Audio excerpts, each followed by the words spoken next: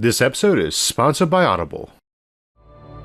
I think we can all agree 2020 has been a heck of a year. Hopefully the rest of the century will go smoother, but if it doesn't, how will we survive it?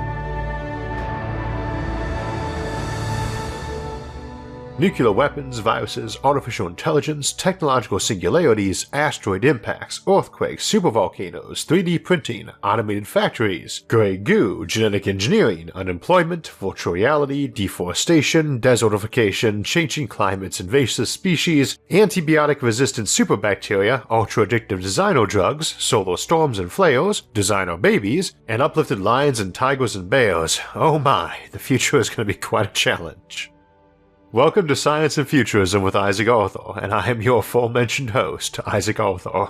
In general, I tend to be known for my optimism about humanity's future, but a point I always feel obliged to bring up when accused of being optimistic is that it's not optimism that arises from being unable to see all our problems, but from being able to see a lot of the potential solutions too, and that we can meet and overcome these challenges.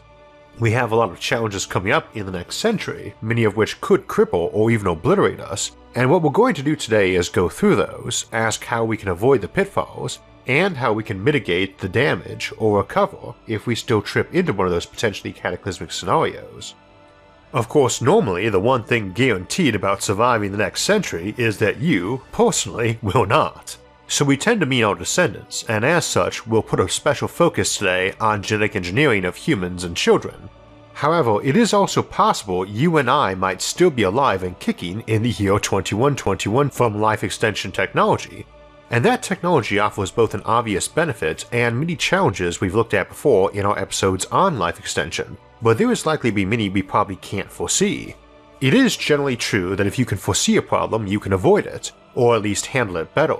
There are some exceptions, but by and large, forewarned is forearmed, and that's what we're doing in today's episode. However, what often gets us is what seems obvious in hindsight, but was simply not predictable in advance, what is often called a black swan event. There are tons of examples of these, but unforeseen uses and consequences of new technology tends to provide the most common examples. We could and did predict the internet, but we could not have predicted social media and the exorbitant list of uses it has come to fulfill, even though they seem obvious now.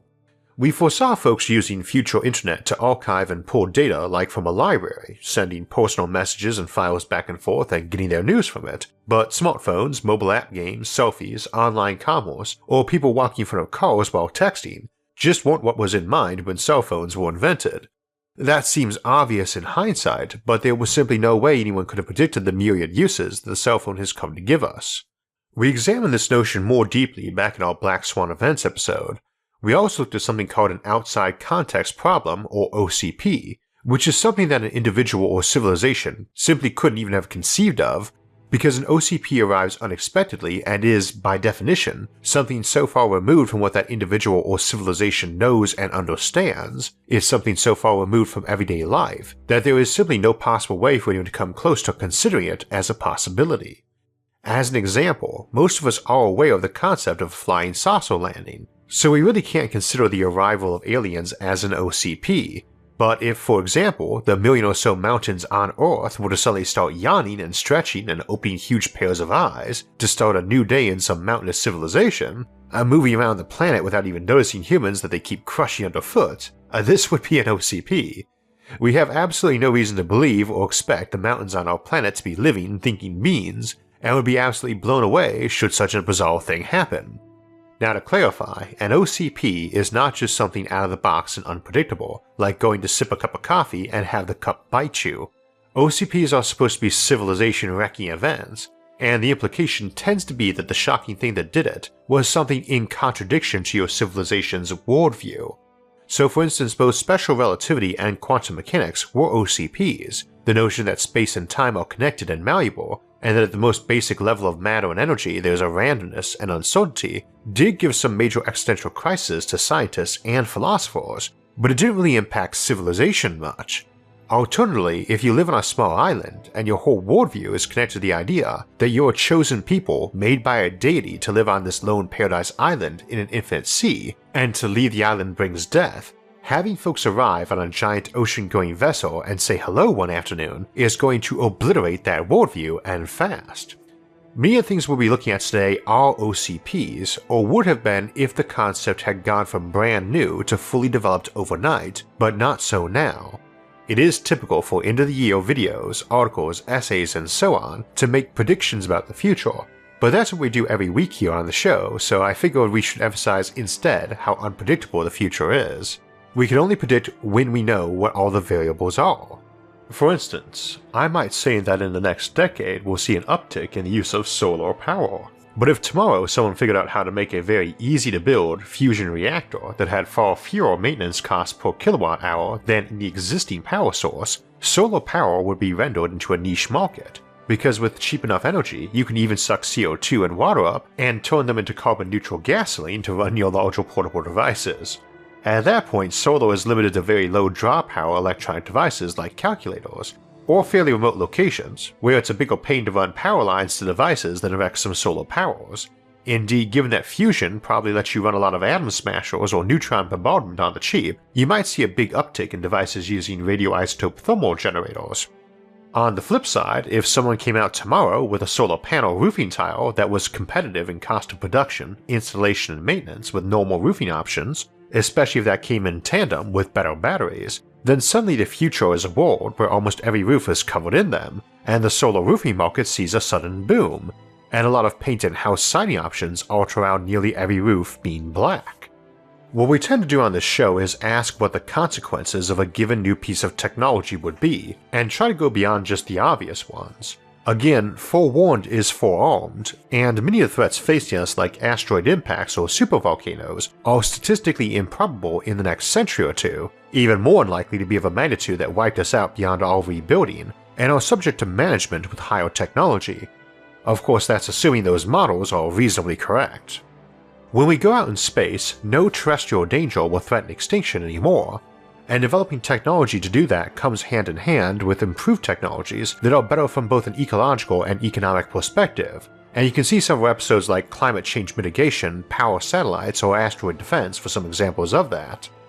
Fundamentally, threats to humanity in the future are those of our own making from other humans or the machines we create. As another example, I mentioned 3D printing near the beginning in our long list of potential cataclysms, and that's usually because a very advanced 3D printer, something more akin in speed and versatility to a Star Trek replicator than modern 3D printers, can potentially let any lunatic make a doomsday device in their basement. We examine both some opportunities and some of the challenges in making anything like that in our episodes The Santa Claus Machine and Self-Replicating Machines, such as being wiped out by Grey Goo, a host of tiny self-replicating machines that disassemble everything, including people and the ground they're standing on, to make more of themselves. However, while that's a potential cataclysm for civilization, I would be more worried about the preemptive strike against that of a surveillance state monitoring for improper usage of such a technology, or even signs of ownership. Faced with a challenge to our civilization's survival, or an apparent one, we do tend to react, and those reactions are not always the ones we might prefer. Possibly the biggest potential threat or challenge along these lines we will see in this next century will be genetic engineering and eugenics. Consider if gene therapy improved and we could suddenly start making designer babies, ones who could grow up smarter and healthier than the normal average and with the desired physical characteristics the parents selected. It's possible this would be banned and have a massive black market enterprise for doing it, and the response to that might be random DNA tests on kids to see if they had been altered, potentially with severe punishments for them or their parents. Such sanctions might still not be enough in the long term to avoid those traits getting into the gene pool. They might be forcibly sterilized or even killed. We have seen the dire scenarios for that in science fiction almost as often as we have seen the dire consequences of genetic engineering. But let us consider a slow and more moderate response, more akin to what we have often seen in recent decades to disruptive technologies. Parents by nature want the best for their child, and if their resources permit, they generally will not hesitate to go to extreme efforts to improve their offspring's future. We already do this a lot, but most of the ways for doing it are entirely embedded into our culture, so we don't accuse parents of cheating or seeking advantage for sending their kids to private schools, hiring a tutor, or buying them every widget that alleges to improve learning or health in some fashion. It would never even cross our minds to accuse someone of cheating for spending lots of time with their kid teaching academics, sports, social skills, or ethics to them. We also aren't likely to object to any type of gene therapy or other medical procedure that helps with a handicap if a child has lost an arm, been born blind or with diabetes, or so on. I can't see many of our current civilizations trying to ban anything which helped with that. However, it is debatable what is a handicap, and it's also a dubious ethical and legal idea that someone can fix a deficit but not seek an improvement. I should note personally that I have no ethical issue in and of itself with anyone taking a pill or giving one to their child that suddenly makes them smarter or stronger or similar, at least if it is all inside the existing human template. My only issues are the potential side effects and consequences. Having a kid as smart as Einstein who could also get a job as a star athlete or supermodel does not harm anyone else except in very abstract ways of denying an opportunity to another, who got that opportunity by semi-random genetic luck anyway, or by placing parents or cultures under the pressure of having to do the same. Outside the human template is another story and more iffy. However, as is often the case with the ethics of any technology, we should ask if we already have parallel cases in our culture. So it's generally accepted that at a subconscious level we tend to engage in mate selection for good offspring, and that many of the traits that are considered attractive, especially cross-culturally, are those associated with that goal. So we already seek for better genetics, and I'm not entirely sure what the difference is between mate selection with that goal and genetic engineering besides the latter being more effective. Ethically, there is no difference between going to some witch doctor for a love potion that you believe will work and going to a lab for a drug that actually does work, except that the former probably does not work and the latter does. You thought it worked when you made the decision to acquire and use it. We'll talk more about designer drugs in a bit, but it's a parallel to designer babies ethically, insofar as genetic science is presumably seeking the same goal as mate selection, except it is more effective and definitely a conscious decision, which mate selection might be too, and we have no law banning two people from seeking to have children together specifically because they think they have good genes to mix. Indeed, that is the primary and conscious motivation at things like sperm banks. Ethically, objecting to someone else advantaging their child at no direct consequence to you is essentially the same as complaining that they sent them to the best school or took time off from work and sacrificed luxuries to focus on their kid's education. One can raise legitimate worries about opportunities being denied to other folks, but that can only go so far. My wife and I were both homeschoolers with strong backgrounds in educating folks, so unsurprisingly we are planning to homeschool our own children if we have any and circumstances permit.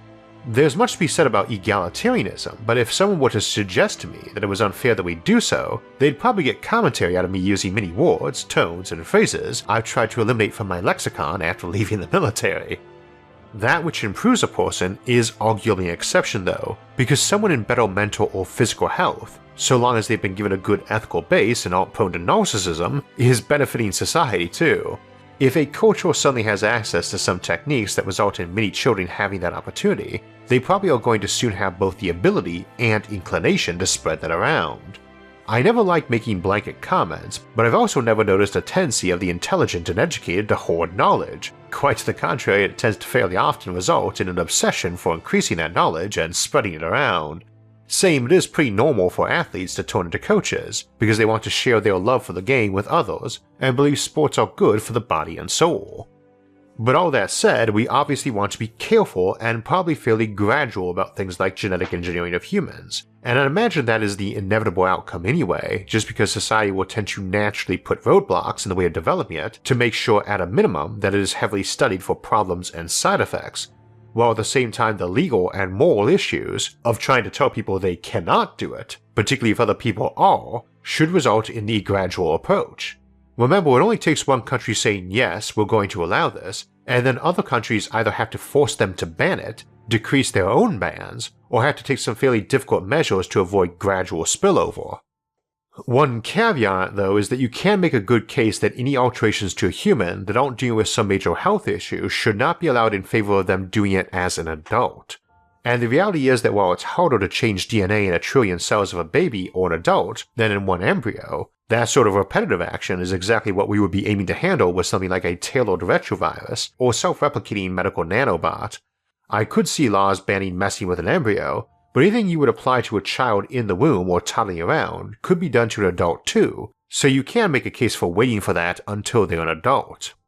However, I can see a culture where adult genetic alteration was becoming normal and was not producing major crazy side effects like a civilization of selfish supermen that would long keep that from their kids, as they'd probably come to view it as something akin to refusing to let a kid read a book or exercise until they were an adult.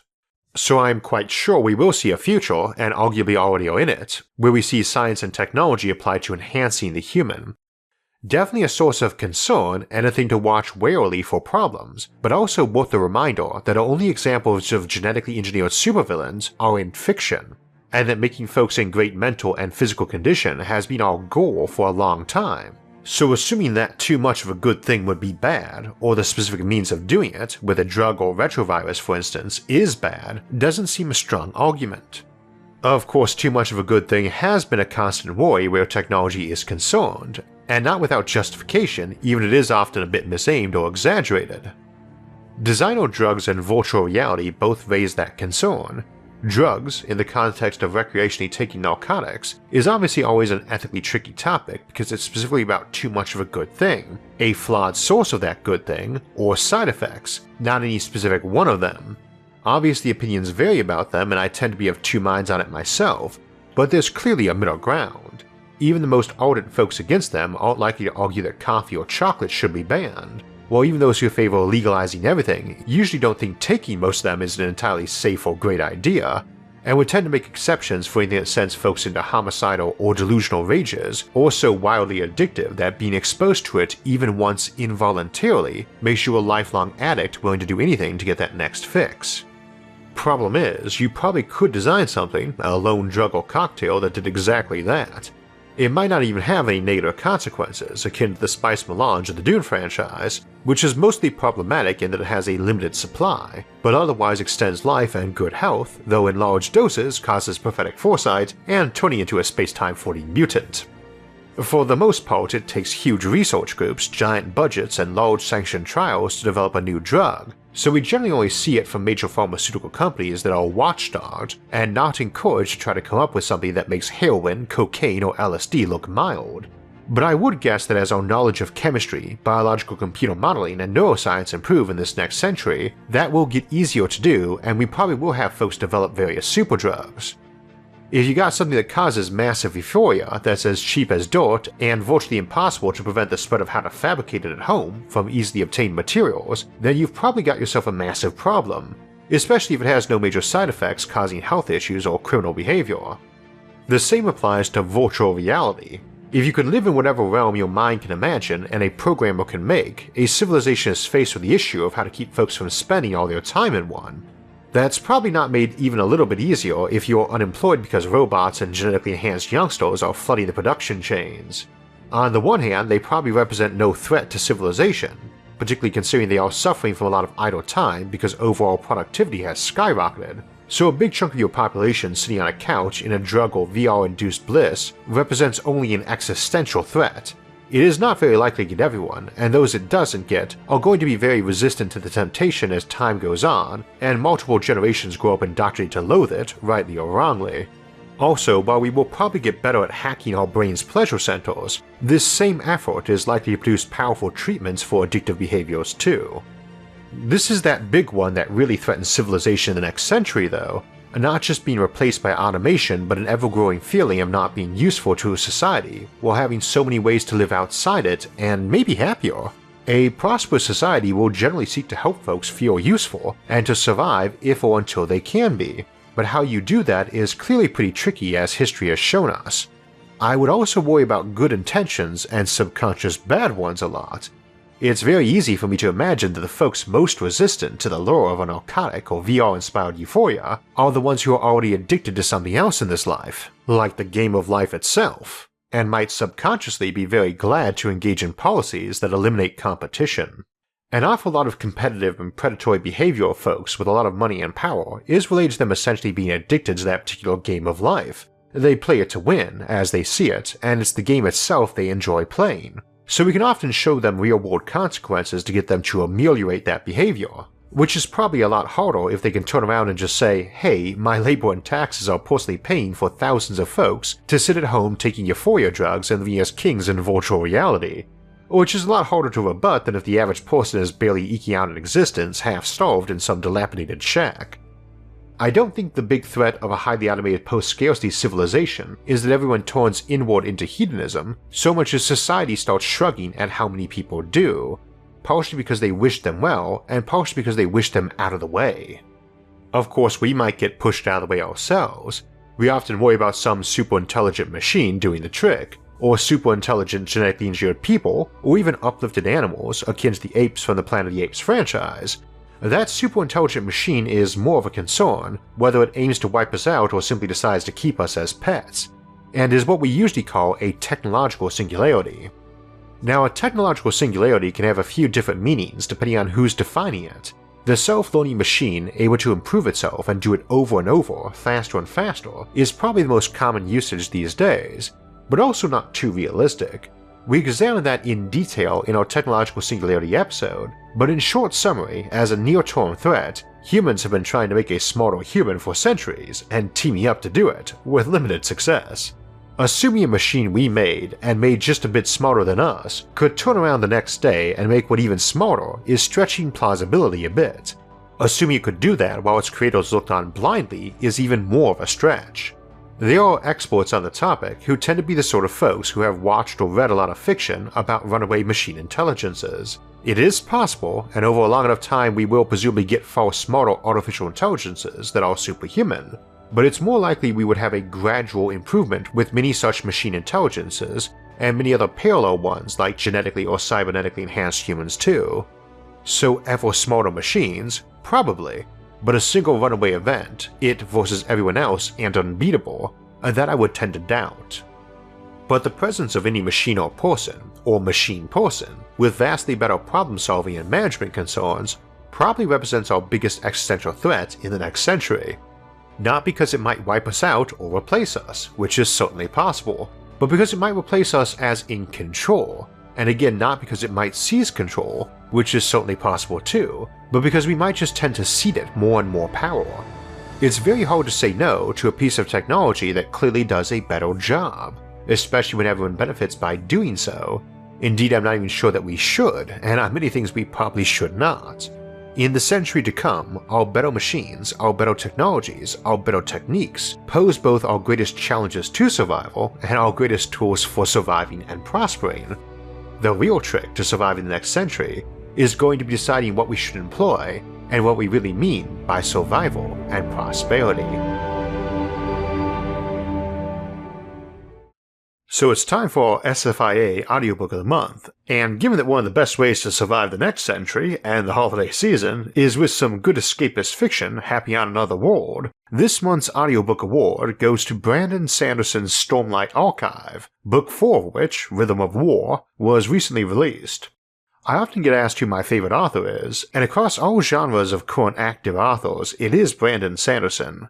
He is a rare talent in that he does not only incredible world building, but magnificent characters, dialogue, and plot. He's written dozens of books, plenty to keep you entertained all winter long, and you can find all of his works over on Audible, and try your first book out for free by visiting the link in the episode description, audible.com/Isaac, or text Isaac to 500-500.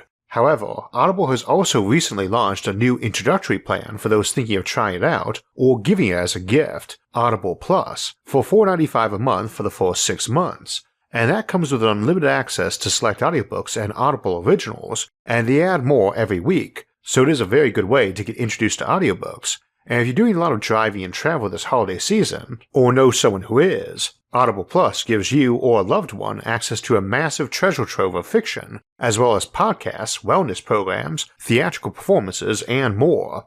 If you're already an audiobook enthusiast, I'd recommend Audible Premium Plus membership, which gives you a free audiobook every month, which more than pays for itself, and a 30% discount on additional titles, and you still get free access to everything on Audible Plus. Again, just visit the link in the episode description, audible.com/Isaac, or text Isaac to 500-500. So winter is coming, and as we move into the holiday season, we've got a busy month. Starting next week, we'll ask what it will take for colonies to grow from simple outposts into genuine settlements and cities. Then we'll follow that up with a look at how we'll terraform these new worlds. Then we'll ask how we go about getting to them in interstellar navigation. how we go about building up our own solar system into a Kardashev 2 civilization, and finally we'll wrap the year up on December 31st with becoming an interstellar species. If you want to alert when those and other episodes come out, make sure to subscribe to the channel. And if you'd like to help support future episodes, you can donate to us on Patreon or our website, isaacarthur.net, which I'll link in the episode description below, along with all of our various social media forums, where you can get updates and chat with others about the concepts in the episodes, and many other futuristic ideas. Until next time, thanks for watching, and have a great century.